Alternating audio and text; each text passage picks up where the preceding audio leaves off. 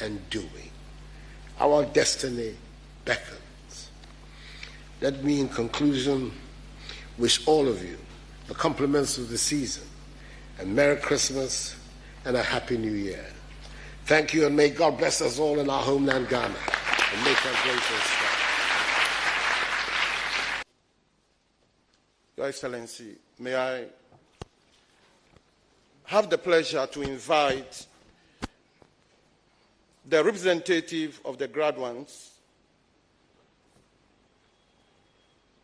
Dr. Zenator Rawlings, to present the valedictory address on behalf of the 2016-2017 graduating set of the Kofi Annan International Peacekeeping Training Center.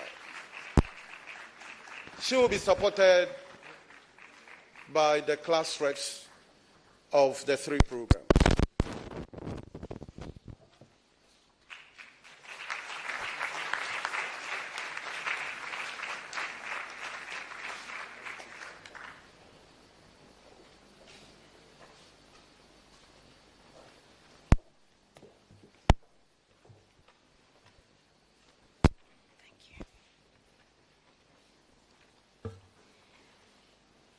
Yesterday at our rehearsal, I was warned to say a few words, and I will keep it as that, including the acknowledgements. So I will start and keep it short.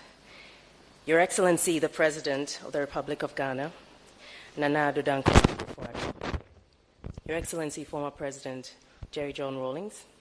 Your Excellencies, all protocols observed.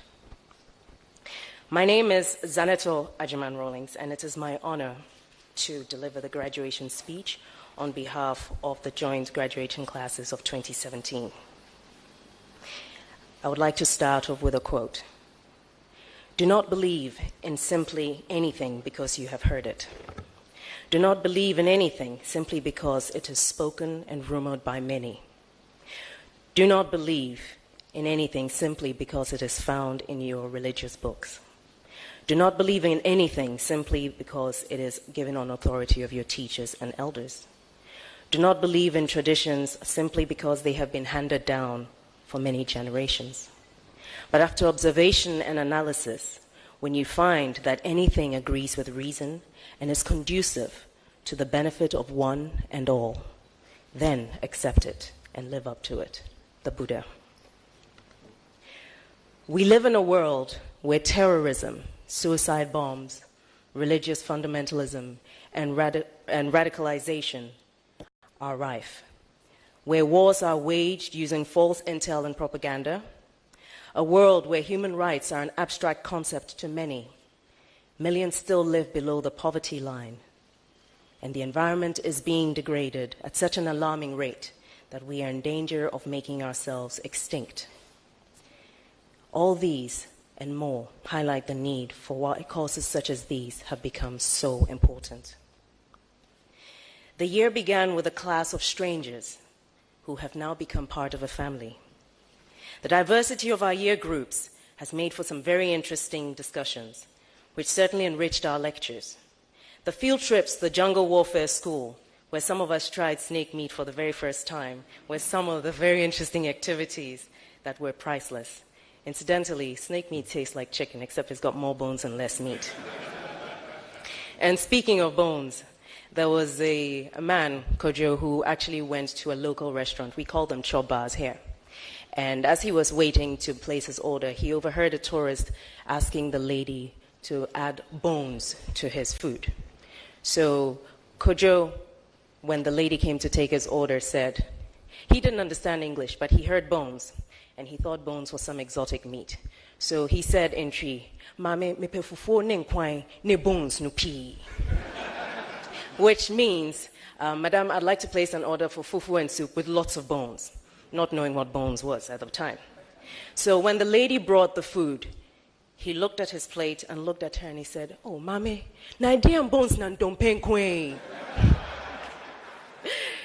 The moral of the story: when you're in Ghana and you go to a choba, don't order bones.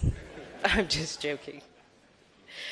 On a more serious note, Knowledge, understanding, and cultural context are key to any successful outcome in any interaction.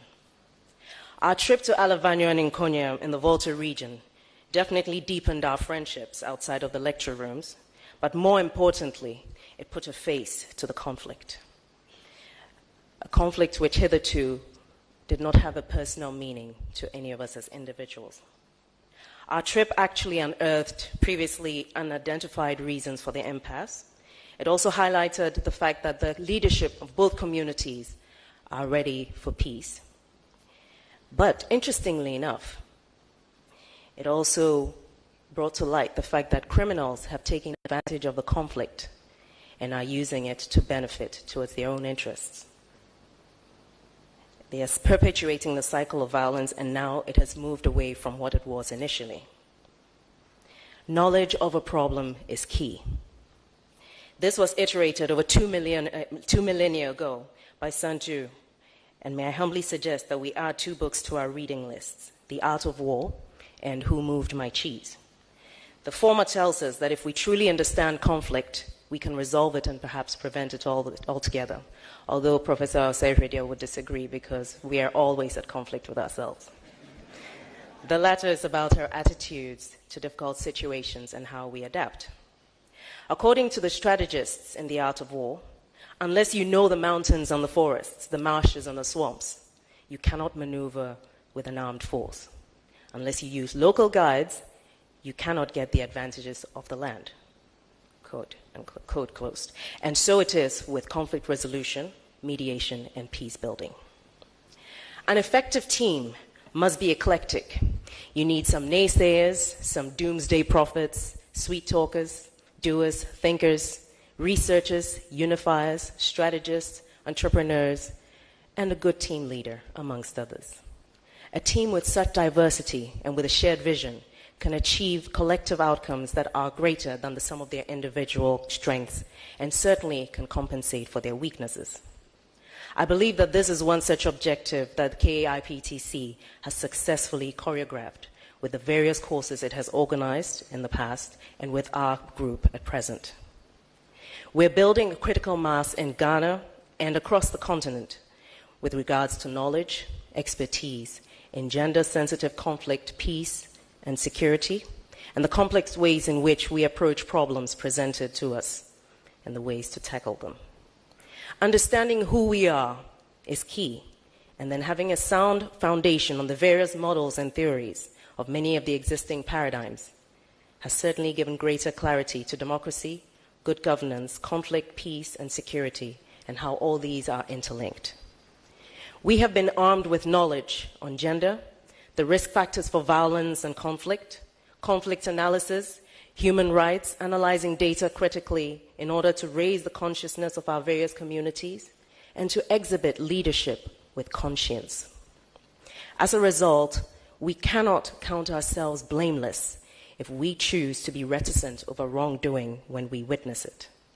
We have a duty by virtue of attending these courses to contribute towards the dignified and harmonious coexistence of our fellow human beings in an atmosphere of peace, stability, justice, and sustainable development. Let us always be agents of truth, righteousness, compassion, empowerment, development, equity, gender balance, and other noble values. Let us do the right thing and defend what is true on principle, even if we don't share the same ideology. We must not lose sight of the fact that our ultimate aim is to make Ghana, Africa, our world, a better place. On behalf of my colleagues, I give thanks to the Almighty, to the Almighty for seeing us this far, to the academic and non-academic staff, and of course to our families who have had to endure the stress that we have put them through. And I would like to make a special thanks to Brigadier General Kotia for the extra gray hair that I grew as a result of him being my supervisor. Those who had him as your supervisors, I'm sure you know what I'm talking about. As members of the graduating class of EMCPS, MCPS, and MGPS, we stand ready to serve and contribute wherever we find ourselves. I wish us all the very best for 2018, and God be with us all. Thank you.